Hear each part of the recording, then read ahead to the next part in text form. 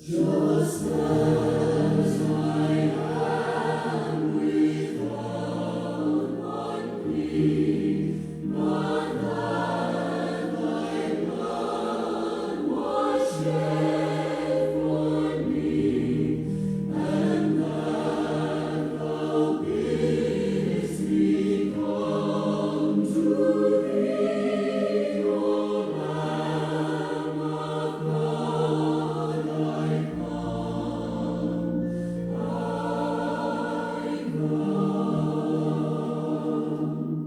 just as I am, and waiting not to bring my soul of one like to thee, whose blood can cleanse each spot, O Lamb of God, I come,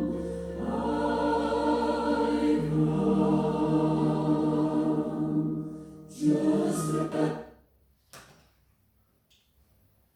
Makubekeni umusa nokuthula okuvela kuNkulunkulu Baba naseNkosini yethu Jesu Kristu. Amen.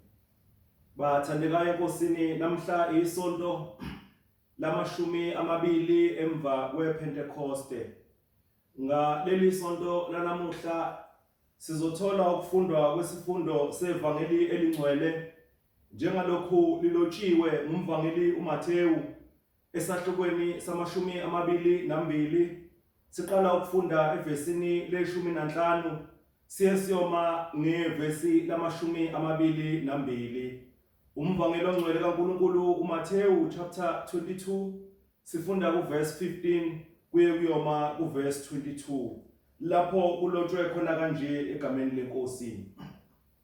Khona abaFarisi basuka bacebisana ukuba bamhile ngezwi. Bathuma kuye abafundi babo kanye nabakaHerodi bathi, "Mfundisi, siyazi ukuthi uqinisile, ufundisa indlela kaNkulunkulu ngeqiniso, awukhathali ngamuntu, ngokuba awubheki ubuso babantu. Ngakho sitshele uthini wena, kuvunyelwe ukuthela kuKesari noma cha?"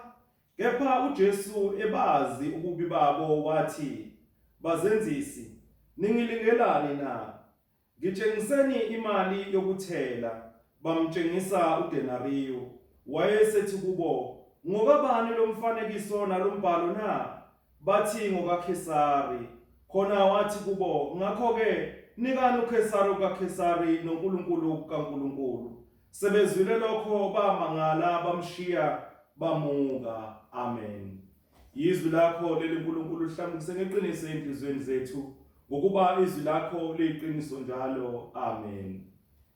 Bathandekayo enkosini, ngaleli sonto isiqubulo salo sithi, hlabelelani uSimakade, nibonge igama lakhe, nimemeze insindiso yakhe imihla ngemihla.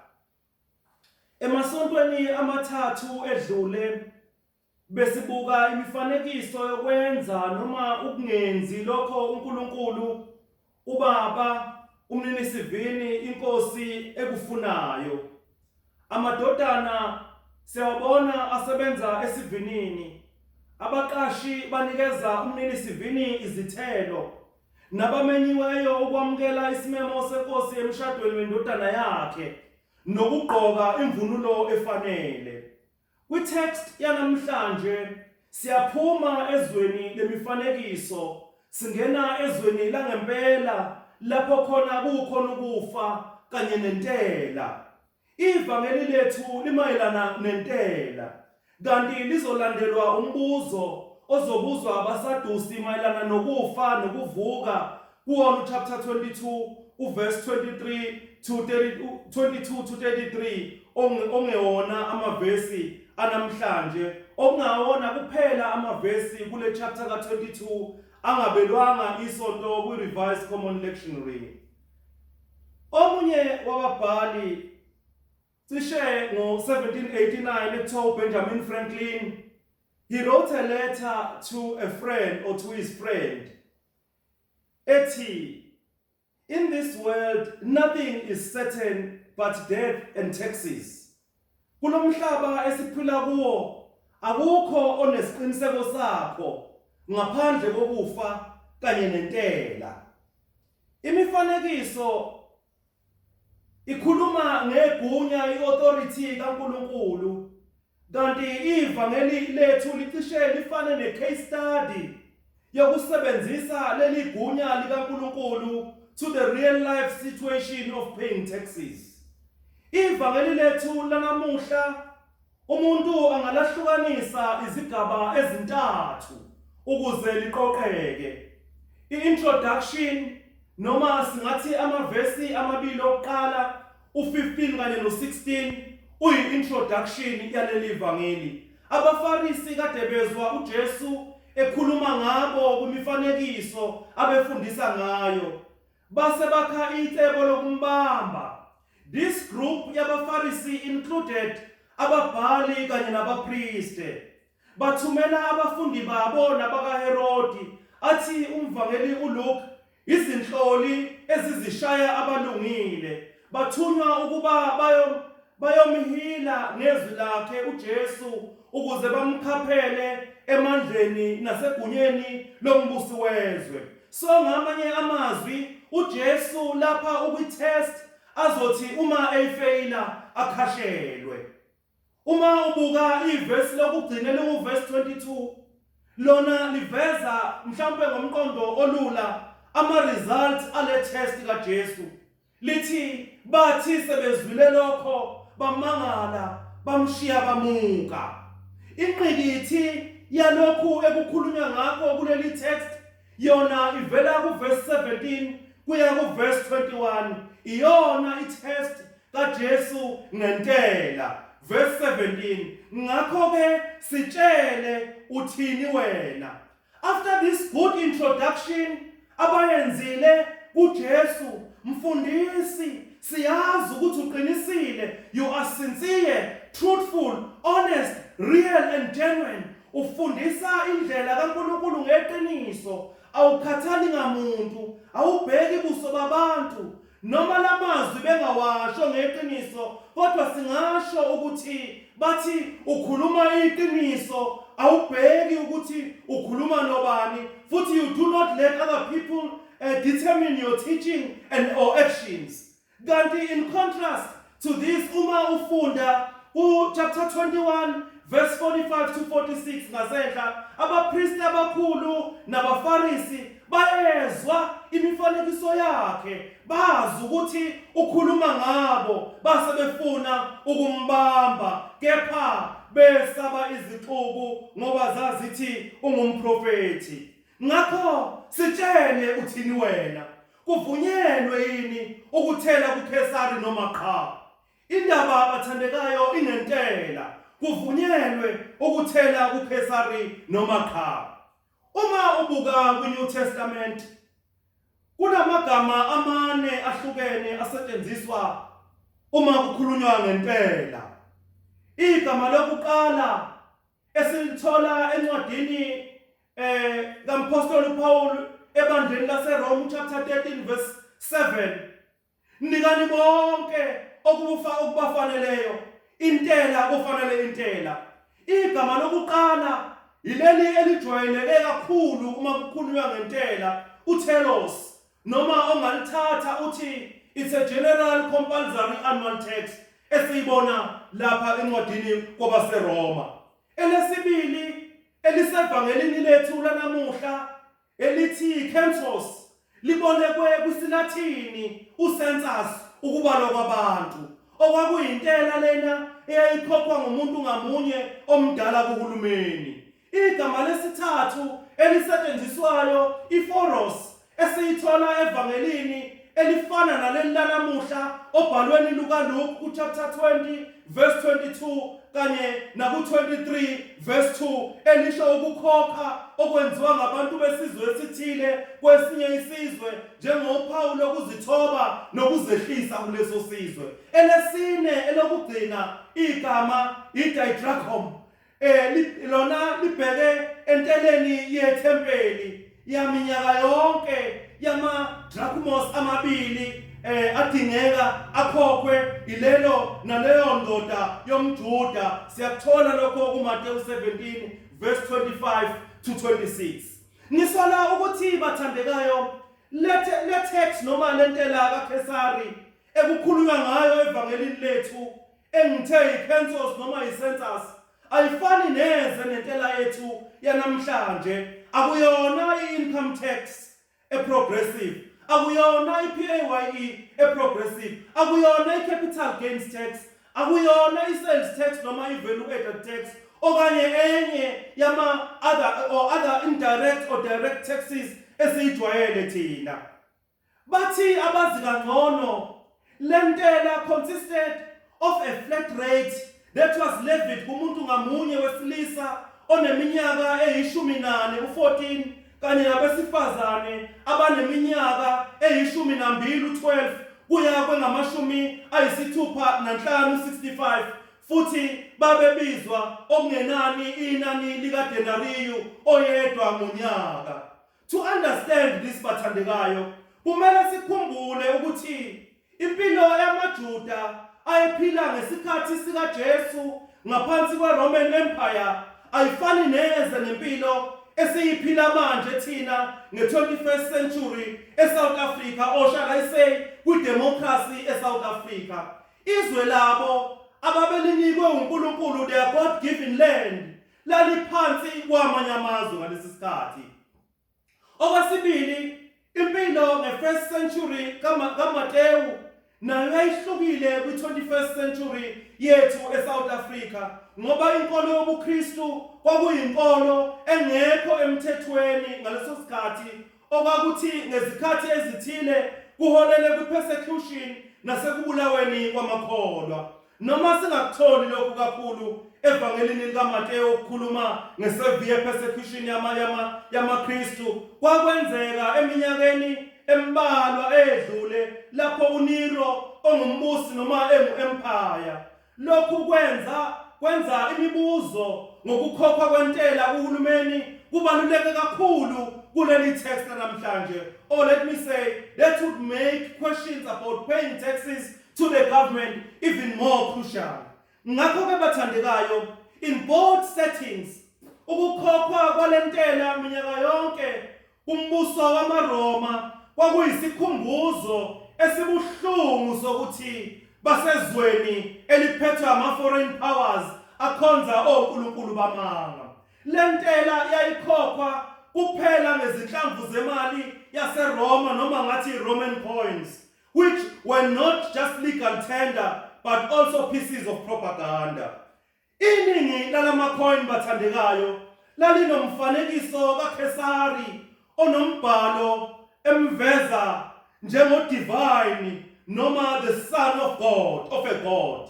One common phrase eyayitholwa ibhalwe kule mali ngesikhathi sikaJesu yayithi Tiberius Caesar, indodana ka-Augustus waphezulu, umpristi ophakeme, noma ngithi Tiberius Caesar, August, son of the divine Augustus, high priest. Izithombe ezibaziweyo ngenkolo yezithixo eziningi kwakuhlambalaza amaJuda namaKristu. Ngakho kukhokha intela ngemali yaseRoma raised both political and religious issues.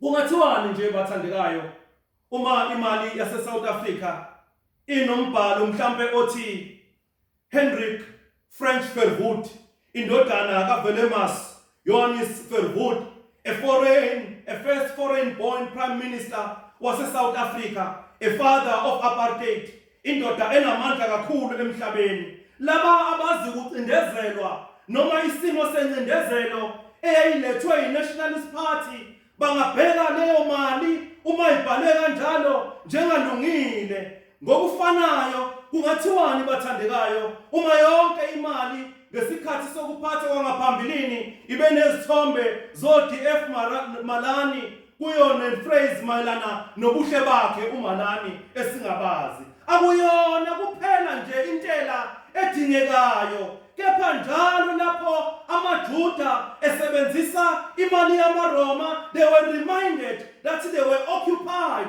nokuthi umbuso wamaRoma wayezenza omunye uNkulunkulu kubo. Into imiyalelo eyishumi abaJuda abahamba ngayo noma bakholwa yiyo eyayiphikisana nakho. Bathandekayo manibonga ivangeli, akasibuke ukuthi ithini impendulo kaJesu kumbuzo abuzwa wona. Uphendula uJesu athi, ngakho-ke nikani uKesari okukaKesari noNkulunkulu okukaNkulunkulu. Ngeke bathandekayo sakwazi ukuthi kwesinakho sithi le ngcenye ngekaNkulunkulu, ngakho ngizoyinikela kuNkulunkulu. Konke esiyikho nakho konke esinakho kungokukaNkulunkulu. Konke esiyikho nakho konke esinakho kufanele sikubuyisele kuNkulunkulu. Ngamanye amazwi, singama-managers and stewards alezi zipho uNkulunkulu asiphathise zona noma asinikeze zona. Simelwe ukuphatha kahle lokho uNkulunkulu asiphathise kona. Lithi leli vangeli, simelwe ukuphatha kahle lokho uNkulunkulu asiphathise kona. Ukuphatha kahle into kaNkulunkulu noma imali uNkulunkulu asinikeze yona kusho ukuthi enye yayo imelwe ukuya kuhulumeni for social services. Mayelana bathandekayo nokukhokha intela yasethempelini, uJesu watshela uPetru kuchapter 17 verse 27 ukuthi akahambe ayoyikhokha, ekhokhela yena kanye naye uJesu kuma-tax collectors, aze athi uJesu sikwenze lokhu ukuze singabakhubekisi. Kwivangeli lethu lanamuhla uJesu uthi nikani uKesari lokho okungokaKesari. Uma ubheka isifundo sokuqala sanamuhla esitholakala ku-Isaiah 45 verse 1 to 7, sona sinikeza isibonelo sikaKoresi, umholi kahulumeni wasePeresiya owayengakholelwa kuYahwe uNkulunkulu, nokho owayengodlotshiweyo kaNkulunkulu, oweza ukukhulula isizwe uIsrayeli ebugqilini baseBhabhiloni. Ngifuna ukuthi bathandekayo ngalokho izikhulu zikahulumeni ngisho nezingakholwayo zingaba izithunywa zokuletha intando kaNkulunkulu emhlabeni yokuba abantu bonke bathola ama-essential services. Mhlawumbe ngakho noJesu ethi nikani uKesari okaKesari. Kusho ukuthini ukunika uNkulunkulu okukaNkulunkulu? Asinankinga, futhi mhlawumbe we don't have an option ngokunika uKesari okaKesari ngoba it is compulsory, futhi awunasay bayakuthatha ungakakutholi okwakho. Kodwa can we become more willing ukunikeza uNkulunkulu okaNkulunkulu? Into yokuqala okumele siyazi ukuthi konke esinakho bathandekayo, konke esiyikho nakho konke esifisa ukuba yikho kuyisipho esivela kuNkulunkulu. Uma sesiqonda ubukhulu baleli qiniso, izinhliziyo zethu zivukuzwa, zigcwaliswe ngothando nomusa kaNkulunkulu asinikeze wona. Lokhu kuvusa unembeza wethu, imizimba kanye nezingqondo zethu kubuswe yileli qiniso. Kulapho-ke uNkulunkulu takes possession of our hearts, futhi ethumela umoya wakhe ukuba uhlale kuzo izinhliziyo zethu, ukuze singakutholi kulula nje kuphela ukunikela kuNkulunkulu izinto zikaNkulunkulu, kodwa kube intokozo enkulu kanye nenjabulo sikuthokozele ukukunika uNkulunkulu okaNkulunkulu, sikwenza lokhu sithokozile, sijabula. Ake bathandekayo ngiphethe, ngifuna ukuphetha ngokusebenzisa lamazwi. God wants and deserves our first and our best.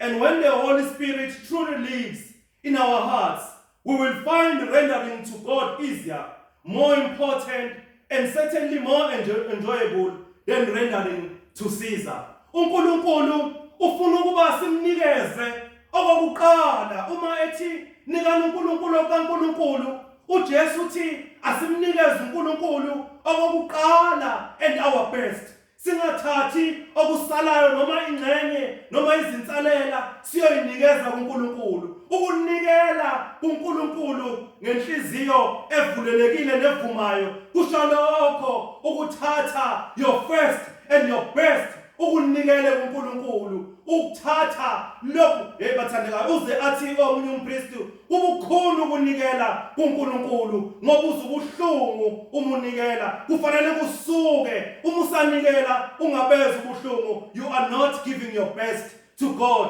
you are not giving your first to God. Kodwa uma ethinikelana kaNkulunkulu uthi take your first and your best and give to God. Lapho khona umoya ongcwele ezokwazi ukuba zohlala anisele anezinhliziyo yakho ayivundise ukuba njalo ilokhu ibona okuhle ibona okukhulu kufanele uNkulunkulu. Ubona okukhulu okungokwakho ikubone kufanele ukunikeze kuNkulunkulu, and then yenze uNkulunkulu kube easy ukwenza lokho, ukuenjoye ukuyonikela kuNkulunkulu kunokuba uyo-enjoya ukukhokha intela yakho. Ithi noma uyizwa intela ibuhlungu kodwa ubuhlungu bakhona bubenza ukuthi mawusunikela kuNkulunkulu ujabule unikele uthokoza. Nikelani nikani uKhesari okaKhesari noNkulunkulu okaNkulunkulu. Udumo malibekuyise indodana nomoya ongcwele njengoba kunjalo ekuqaleni kunjalo namanje